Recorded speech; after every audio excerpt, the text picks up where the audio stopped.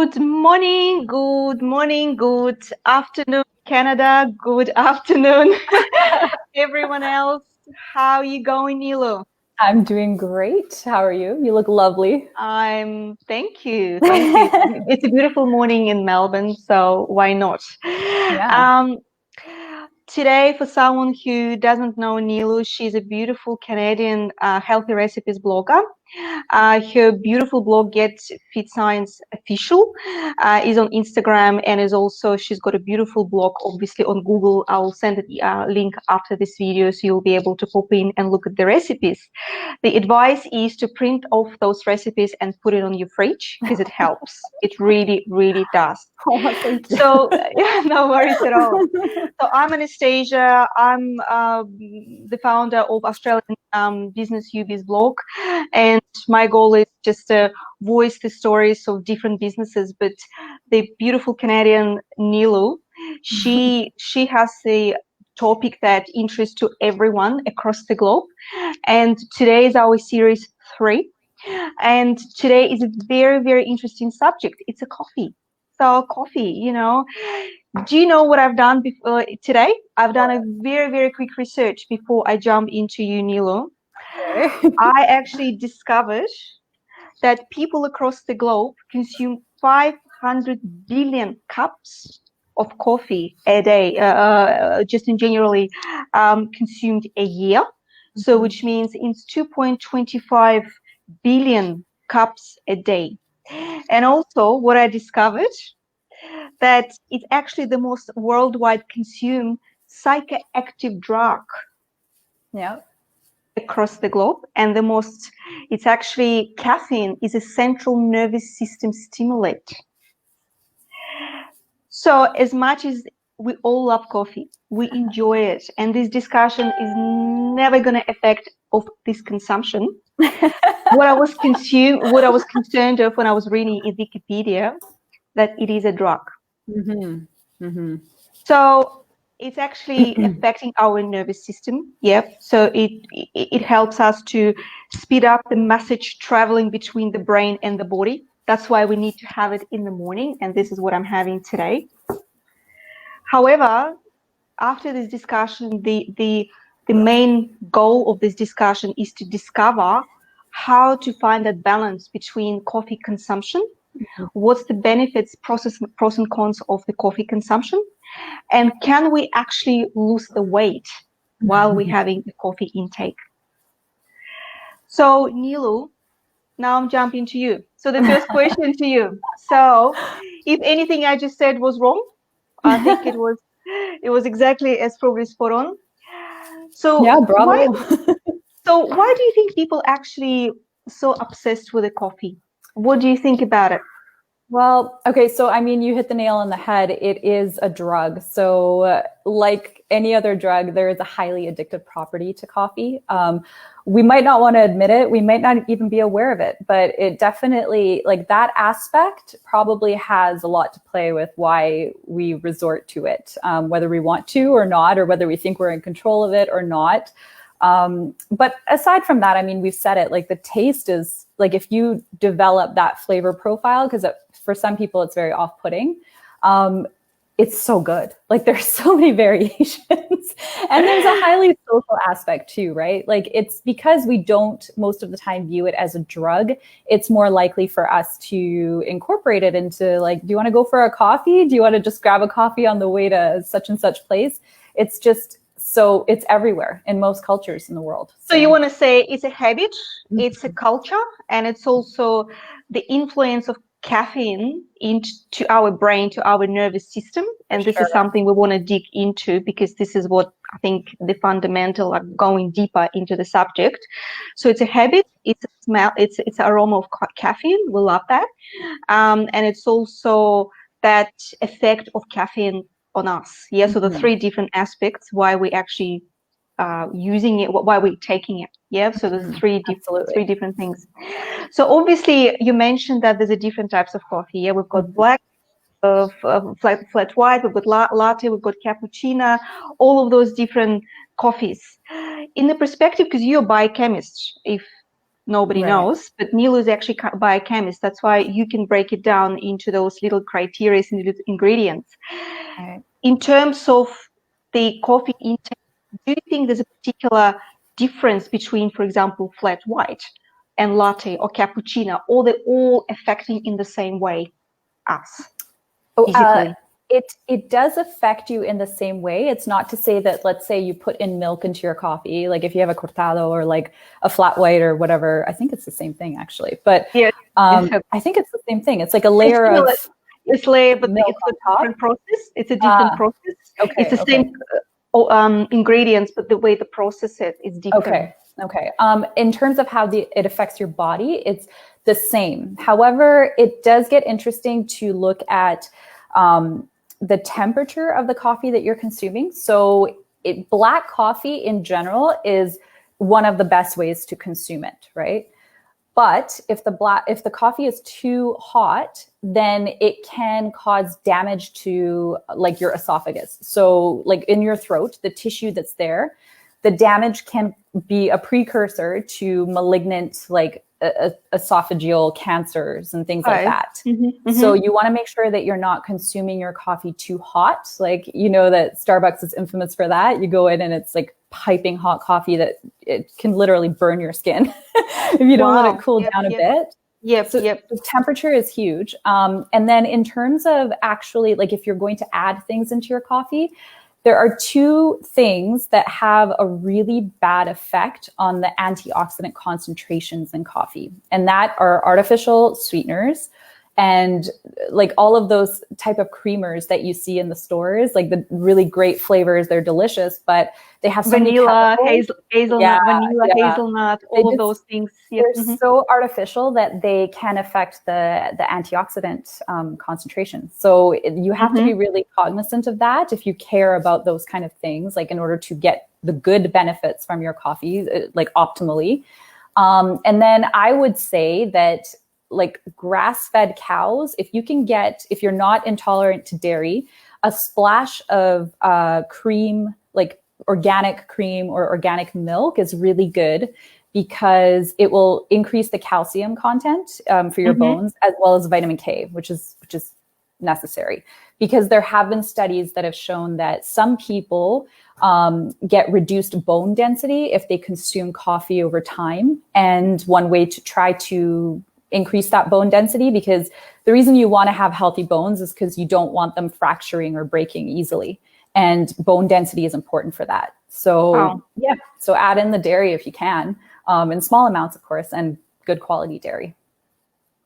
Okay, wow, that's fantastic. I never knew about the bone density. Never knew about that coffee actually affects it. So the bottom line is the best way to drink coffee is a black coffee with no milk. Or with a bit of a splash of cream, as you mentioned. That's the best recommendation. Right. Claire Bird just saying that she loves latte with. She actually loves your page. She's absolutely adores it. Thank you. Hi Claire, how are you? I check her stuff out all the time. Yeah, no, she loves latte, no sugar for me. Claire, I'm exactly the same. Perfect. I reduced the sugar from the coffee at all, and you know what? I used to it now. And it's completely great now. Like I have no cravings whatsoever for this, as we discussed with Niloo in the previous series as well. So basically, recommendation is coffee with no milk. How do you? Because basically, in terms of the milk, a lot of people prefer almond milk or soy milk. So, is it the difference between if say I'm Anastasia, I want to like healthier, I'm still drinking coffee. If I put almond milk there, is it going to be better for my health in the future, like down, say, 10 years down the track, 20 years down the track? Is it a good replacement to full cream milk? I think almond milk is great. I mean, there are a lot of people that don't like dairy for whatever reason. So they will put in almond milk, and it does have like a good amount of calcium in it. Of course, not as much as milk, like regular milk, but it's still a sufficient amount, and it's pretty good because people don't just stop at 1 cup throughout the day. So there are additive effects over time. But what I would suggest is try to find the purest form of almond milk that you can. Like some people make their own, but that's a big process. because it takes time. I've never done it. It takes time. That's a genius to make your own almond meal. I don't know how to do that. Wow. You blend it, you keep going, and then you have to try to remove the, like, I think there's actually like you don't need a machine. Like, you need a good blender, right? Like, and you can make it at home and then store it for a few days in the fridge. And that's the best form because it's just the purest. It doesn't have preservatives, because they do add preservatives to the almond milk that you buy in the stores, so they last on the shelves longer.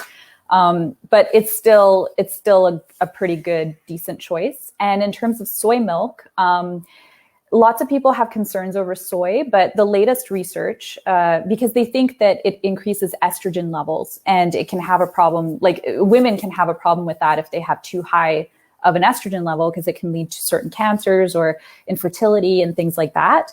But the latest research has found that the type of, like, soy has isoflavones, which are phytochemicals that mimic estrogen in the body.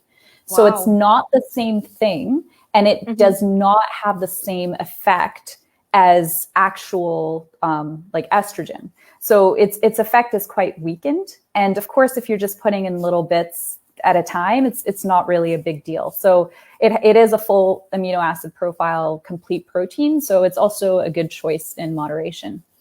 Okay, fantastic. Wow. Yeah, that's a good one too. And it tastes good too. I like soy milk. I don't use it often, but I like it. Yeah, because I know a lot of people do, and I was thinking sometimes maybe because it's better for you, or just in generally speaking, but it's probably because they're not tolerant to milk or dairy, as you said. Lactose. Yeah, lactose and stuff like that. Also, very often people say that, and I'm really bad at that. Claire is saying I'm not that good. Claire is very good. You're better than us. Well, with the water. Like, I always have an issue with the water. Like, I know that somebody said that you need to have like a whole cup of water with the coffee. So you need, after every single coffee intakes, you must drink water because it's dehydrating your body. It's true. That's correct. Oh, yeah. That's what it does to your body. Caffeine is a natural diuretic. So it doesn't matter, because we're talking about coffee today, but anything that contains caffeine. So it can be certain types of tea, it can be yerba mate, like any of those substances that are high in caffeine, they will deplete or dehydrate your body. So for every cup of coffee, like I would say a 250 ml cup, you'll want to have 2 cups of water to outdo that. So yeah, don't skim on the water. Like you have to get that in. So say, for example, I'm a bit of a slack and I had this and then, I don't want to drink water. Say if Anastasia is really lazy and 10 years down the track, I'm not doing it. What can happen to me potentially? How can it affect my body? Obviously, I will be dehydrated, but I'm still alive. Like, I'm still living my life and doing things and all that sorts of stuff. But internally, it's actually the processes starting developing, the wrong processes. So what can happen if I don't do that, if I don't follow this recommendation?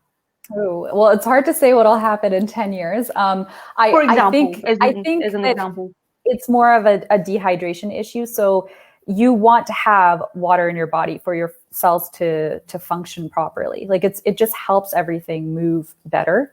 So it's more just a short-term thing, because you probably just won't feel optimal if you're constantly walking around dehydrated, right? You might end up, do you get a lot of headaches? Do you ever have symptoms like that? Yep. Sometimes, because the argument sometimes that the coffee has water, you're thinking, and you can have maybe half a glass of water here, but the reality is you must drink 2 glasses of water that comes with the coffee every single time. That's the recommendation. Yep. The amount of liquid that's in a cup of coffee can't overcompensate for the lack of drinking regular good old-fashioned water. So yeah. All right. So the next question is a fun question. Well, I like Celine Dion. She's skinny, she's beautiful, she's Canadian. Hey. Do you think that you can still become a Celine Dion, as skinny, as beautiful as she is, while you're drinking coffee? Say 2-3 coffees a day, for Mhm. example, I'm Anastasia, and I'm sure a lot of people watching. Hi, Shauna. How are you? Hi, Shauna. Hello. She's from Hi, thanks for Morocco. joining us. Um, is it still possible, because we're moving to that weight loss thing? So, for example, we all want to be fit. Yeah, we talked about with Niloo in the first, second series. Whoever missed, please watch them. Those 2 series, so they're very interesting and insightful. So, how coffee can affect my diet program? So, I'm exercising, I'm eating less, I'm eating recipes from Niloo, and I'm drinking 3-4 cups a day because because I love it. I just don't think about it. Is it possible To to to still lose weight? to still lose weight? Yeah. Okay, so this one, it's a little bit inconclusive in the findings. There have been studies that have shown that like they had subjects consume caffeine every couple of hours in a laboratory setting, of course. And what they found at the end of the study was that there was an increase in resting metabolic rate. So in the first couple of days, I think when they did measurements, there was an increase of 3 to 4% on average Mm-hmm. for the participants. And now Mm-hmm. this study included both lean as well as what is considered obese participants. So after the 12-day period, they found that there was an increase of resting metabolic rate of 8 to 12%. So interestingly, though, they noticed that the people that were leaner tended to have an increased like caloric expenditure of 150 kcals per day versus the obese individuals that had on average 79 calories per day of extra calories burned. So there is definite evidence out there that shows that there is an increase to, your metabolic rate of when you're doing nothing. So you and I just sitting here, we're just talking, we're not really doing any kind of exercise, your general metabolic rate for the day. There have been other studies that, like a recent one that was looking at mate, which is a type of, I don't know if you're familiar with, have you heard of mate?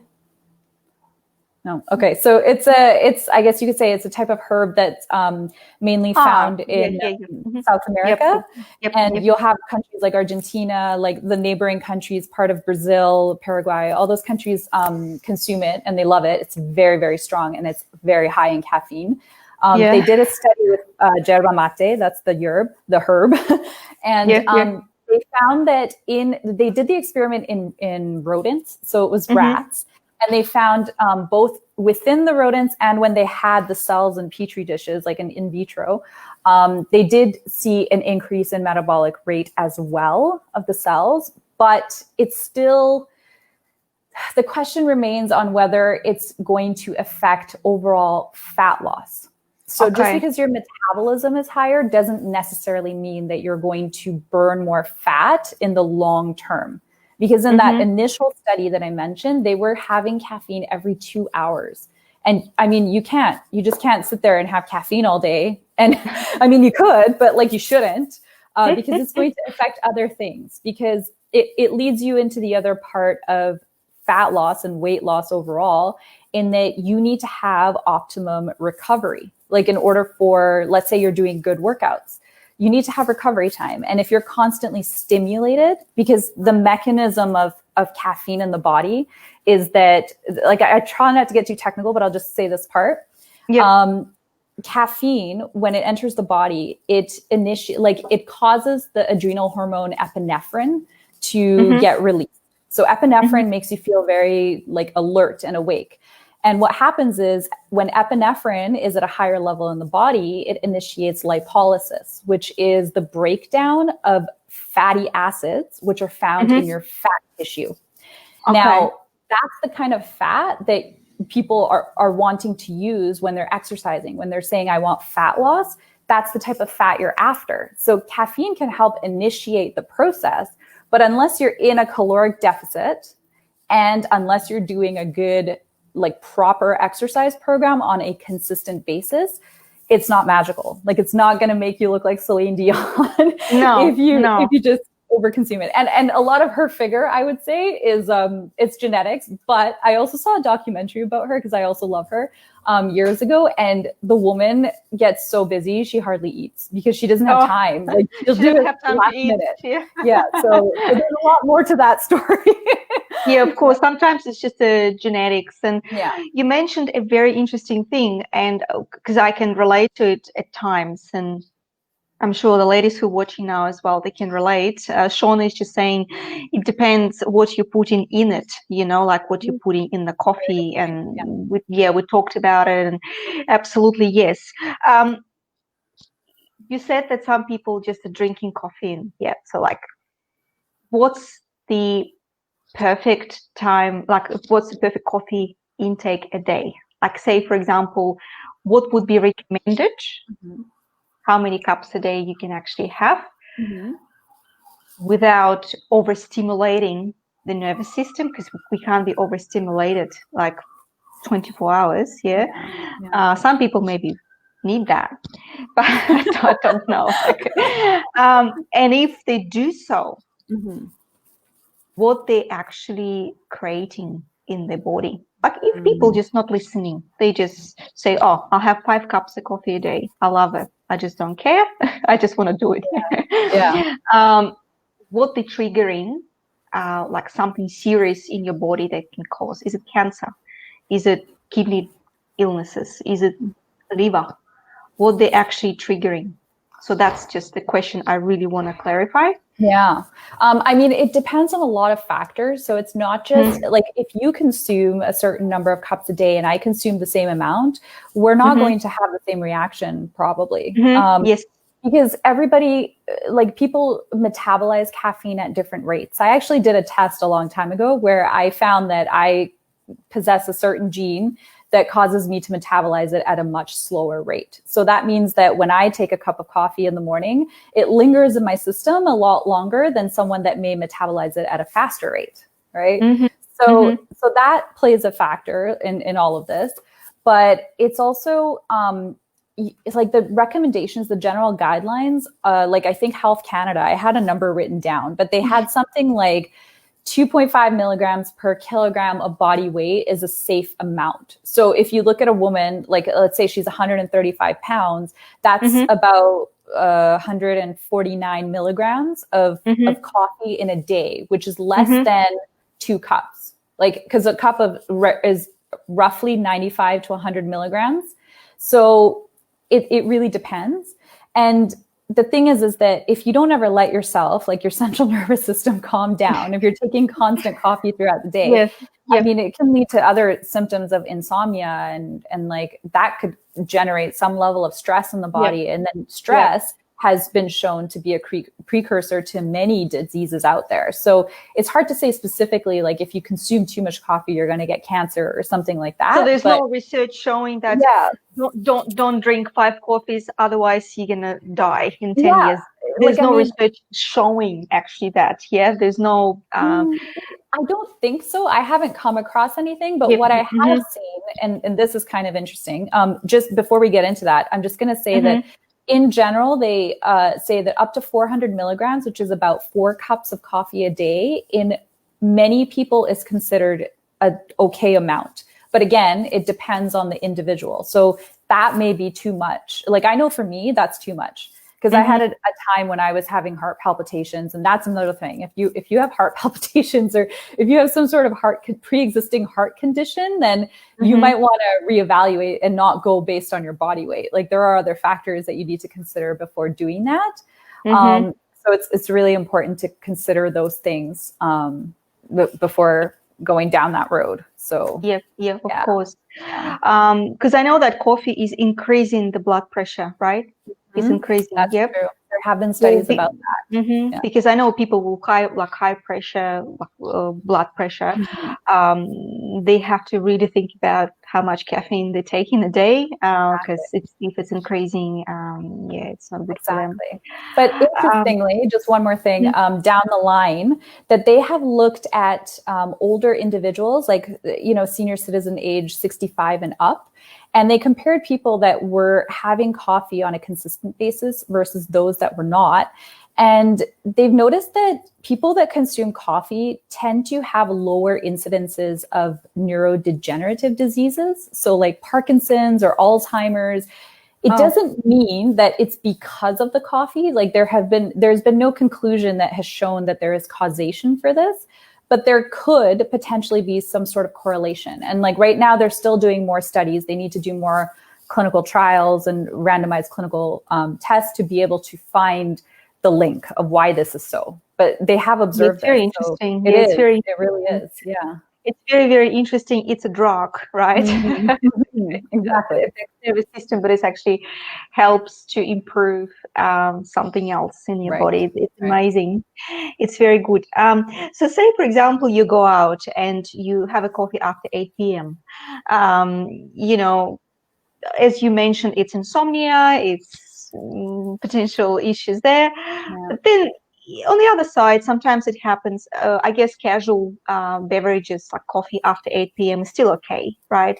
As long as you not do that every night after 8 p.m. of drinking coffee. That's and correct, what are you doing the next day? Like if it's a weekend and you don't care about your sleep. You're just going out with friends and you just, oh, look, let's grab a latte at 9 o'clock in the bar instead of with the wine, you know, you have that.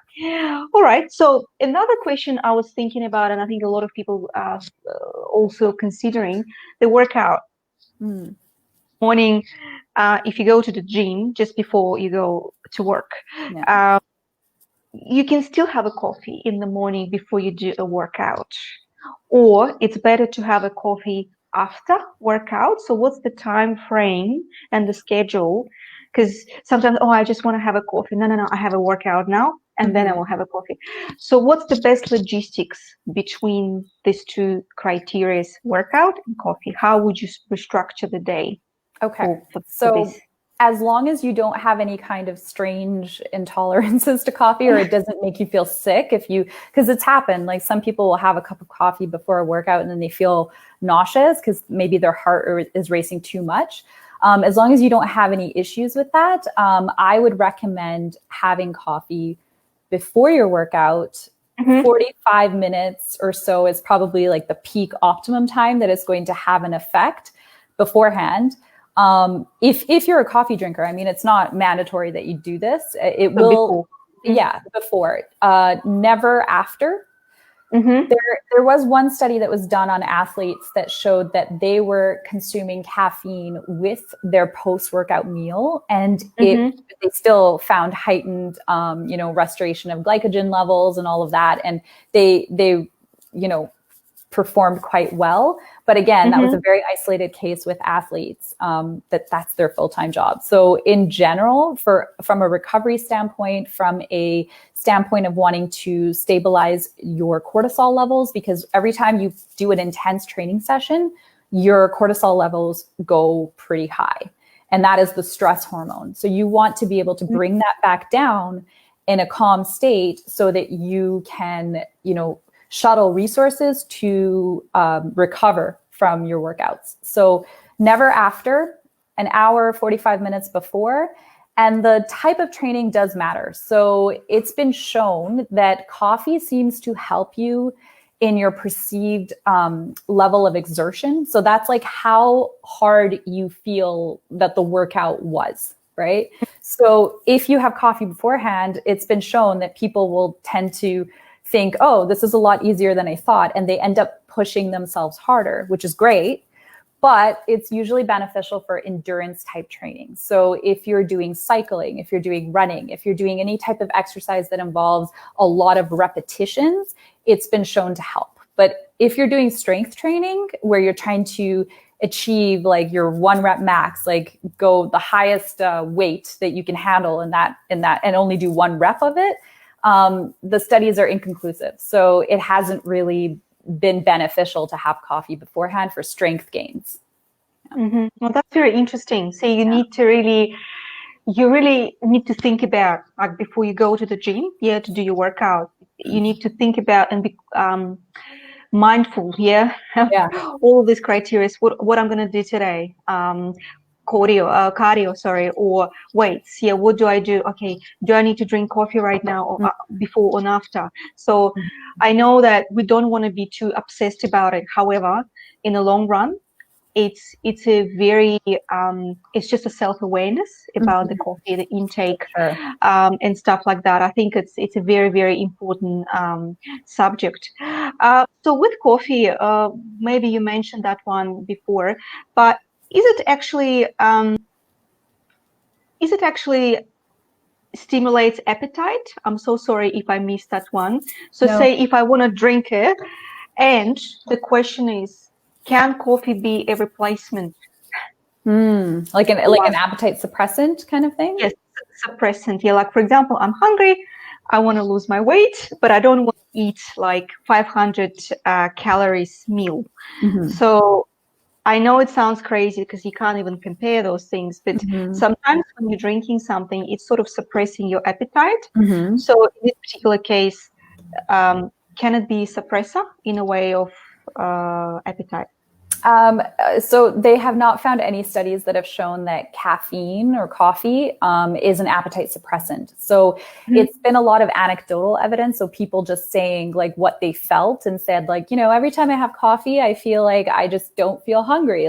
But that's not scientific. So they haven't found any kind of link to that. So what could really be happening is it could just be coffee makes you, like, this is one theory and it has not been proven, but they think that perhaps it has something to do with the effect of coffee. So when you consume coffee, dopamine levels, which is like the pleasure hormone or neurotransmitter, it makes you feel really good. It's like that feeling that you get when, you have like 1 million views on a video. Is it the same hormone as the endorphin, or is it a different one? It's a different one? It's different. So this is a neurotransmitter. So it's that feeling like when you have a really good meal and you just get that feeling like, God, that was delicious. I just feel awesome right now. That's when dopamine is released in your body. Like we can get it from food. We can get it from a good show. We can get it from a lot of things that make us feel good. And coffee tends to increase those levels in the body, your dopamine and serotonin levels.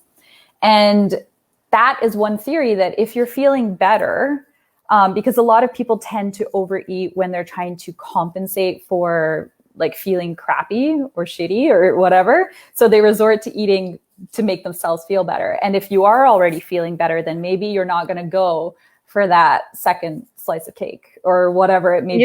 So that's one theory. It has not been proven. It's an idea out there that scientists still need to test. But in terms of appetite suppression, no, placebo is huge. Like people, if you believe in something strong enough in your mindset, you will make it so. So that could have another factor in the study of this. Yeah. Absolutely. Yeah, that's a good one, because I think a lot of people confusing coffee intake sometimes maybe with a meal, the thinking, if you've got a coffee, oh, I'll just had a coffee, I don't need to eat really. I hope you don't think that. So yes, like I just had a coffee, that I'm fine, I'm full, like I've got something in my stomach. So there's no confusion. It's definitely not a suppressant, and there are no nutrients. Like you're not getting nutrients that you could be getting out of your food. So I mean, yes, there are antioxidants, but it's not enough to initiate other processes in the body that are beneficial for you. So don't take coffee instead of food ever. All right. So look, the last question is, and this is pretty much what we talked about. Okay. So 3 top benefits of coffee. The conclusion, like the benefits, really, obviously it's not nutrition. There's no nutrition in it. It's not a suppressant to food or whatsoever. As far as I can see, it's more of it stimulates our nervous system, and it allows us to live. It allows us to have more energy for the day and stuff like that. And we shouldn't really, we should balance it. We should balance it well before workout and after workout. We should look after our schedule, what we're going to do for a day and stuff like that. Exactly. It's a drug. Yeah, it's not regulated. It's legal. It's across the world. People love it, and coffee culture is massive, right? It stimulates some happy hormones in our brain, so we feel happy, we feel better. So the milk, it's better not to have a milk in the coffee whatsoever. But if I talk about, you can have milk, but make sure it's a good quality milk, quality like organic milk or organic something. milk and stuff like that. But the best way not to have milk whatsoever, just to have a black coffee. The question is, so basically, if somebody says, Niloo, so what's the 3 benefits actually? What are they? Because we want to look at the healthy perspective. Yeah. We want to look, is it more of the mental health qualities? It could be. Rather than physical qualities, the conclusion is, it's not nutrition here, because it's so basically, I'm just thinking, all right, so it's basically feel happier, feel more energetic.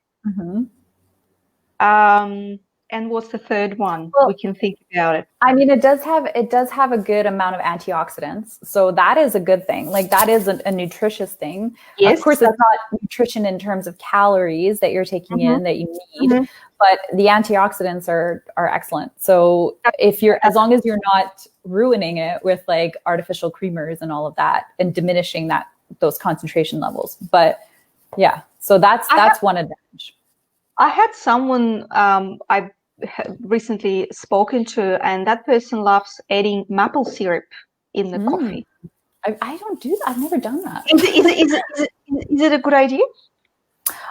In a small amount, as long as they're not putting in like half a cup of maple syrup in their coffee. But like, and it depends how often are they doing it. If they're doing it 4 times a day in like a significant amount, then I would say cut back a little, because it's still sugar.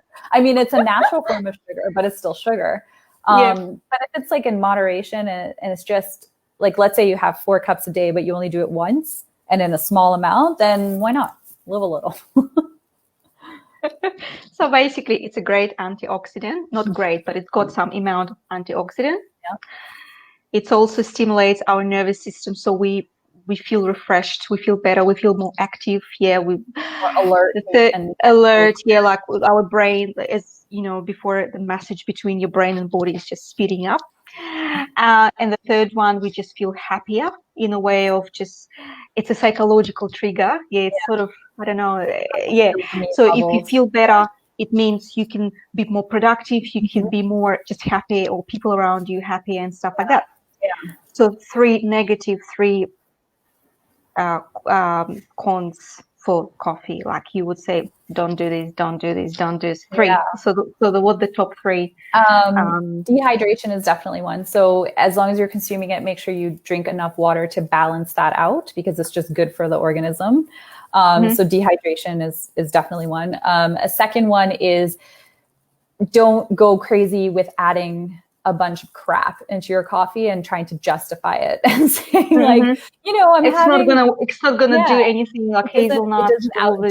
Like, again, like in moderation, if you need to have it, but try to keep it as pure as possible when you're enjoying it, because it's such a complex like level of flavors that there's got to be something out there that you have not tried that you would be willing to have on its own without having to add like a bunch of chemicals to it to make it palatable, right? Just saying. Because a lot of people do that, and a lot of people adding a lot of things in the coffee, and the third one, like if you would say long-term effect, say you're 20 years old, 20 years down the track. As you said, studies not really 100% showing what can happen, but there's some maybe potential to happen, like say skin changing, you look more tired, you exhaust, so in the long-term effect of the coffee, just a statement. I think that, so there, again, this part is not conclusive, but there have been studies that have shown that coffee may trigger inflammation in the body. Not necessarily the case like across the board for everybody, but you want to be cognizant of your quantities, of course. It's like anything else, you want to consume in moderation, because again, it still is a drug and you don't want to overdo it. So that could possibly be like the downside. Like if you just consume too much of it, you don't have control. And then what tends to happen is most people will build a tolerance to coffee with time. So it will not have the same effects as much as it did like the first time that you took it. So there's just this decrease of effect over time. And then if you try to get off of it, you're going to have these horrible symptoms like of coffee withdrawal, like nausea, like fatigue, irritability, like, and then, so one solution is to cycle on and off of it with time. So you might do 2 weeks at a time and then get off of it for 2 weeks so that your body's constantly changing and not just getting used to having this jolt of energy all the time that is not necessarily produced by you. You need to go outward to find it. So yeah, of course. Yeah, it's like you're out of the habit. The body's like in stress. Yeah, exactly. Taking, you had like a doping, every day. Yeah, like you just have these cortisol levels, and then you that took are really it high. out, and it's like what's going on? You know, it's like a vicious cycle. It goes backwards, like reversing. Exactly. Trying to. And the last question, it just pops up. I promise it's the last one. There's a lot of confusion.